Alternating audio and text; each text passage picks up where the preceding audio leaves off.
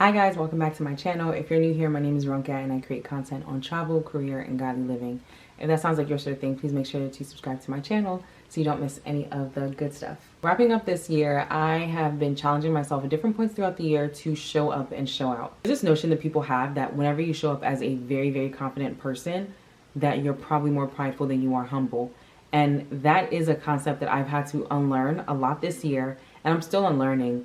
But I wanted to kind of share some of the things that I've learned throughout the journey of unlearning it with you guys. Now, when it comes to humility and pride, I think a lot of us, in the name of being humble, we kind of force the humility. And so you have people telling you, oh, girl, your food is so good. And then you're like, I mean, it's just okay. You know, I don't really cook that well. I mean, I like so-and-so's food better.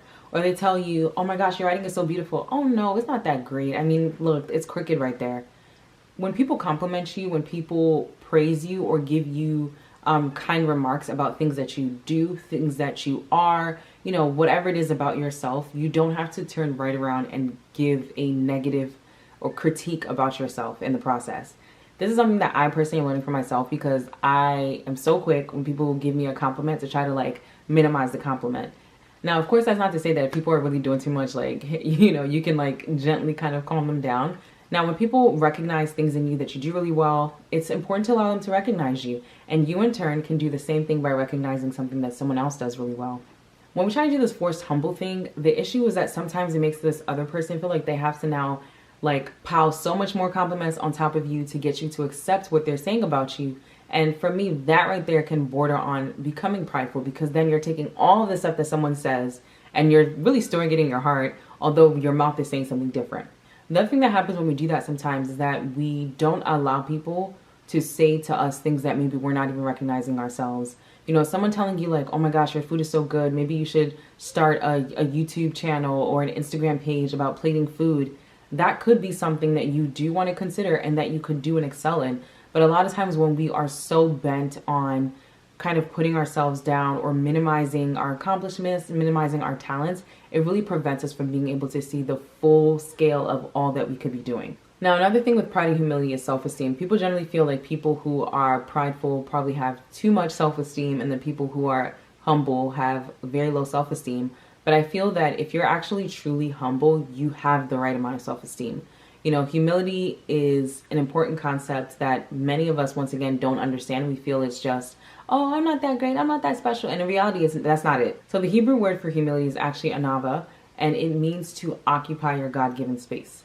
And so when you think about how we operate and how you exercise your humility, that means that you're actually doing exactly what you're created to do. So humility is not you sitting in the audience when you know you should be on stage belting out a song. Humility is not wearing neutral tones when you know that God wants you to wear colorful clothes and to be like a godly representation of fashion on the earth. When it comes to humility, you need to occupy that space that God is calling you to, and you need to do it well. The interesting thing with this definition of humility is that, honestly, if you're doing way more than what God is calling you to do, like, yes, obviously you might be operating in pride or ignorance, but then also if you do less than that, you also could be operating in pride or ignorance. Ignorance because obviously maybe you don't know what you're meant to be doing and you're not doing it accordingly.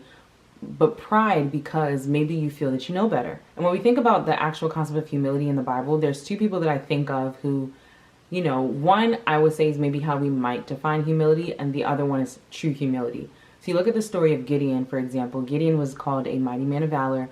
And when God called Gideon that, Gideon just went right back around and said, God, this is why I can't be this person. I come from the least family, from the least tribe, from this, you know, like he just started listing a bunch of reasons to God, like what you said and me is not quite matching. Now we might look at that and feel like, oh, maybe Gideon was trying to be humble. The truth is Gideon was scared. That's the honest truth. He was actually scared, but he also was not initially wanting to occupy that space.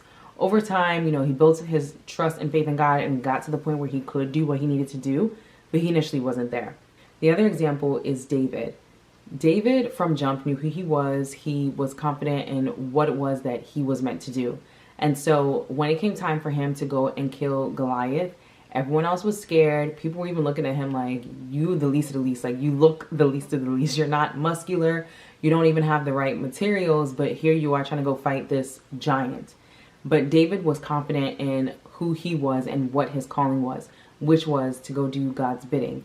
And so this is an example of someone who, by all means and purposes, looked prideful. Even his brothers felt that he seemed prideful, but he wasn't being prideful. He was really just occupying the space that he was supposed to operate in. As we wrap up this year, I really want to encourage you to make up your mind to go out with a bang, occupying your God-given space.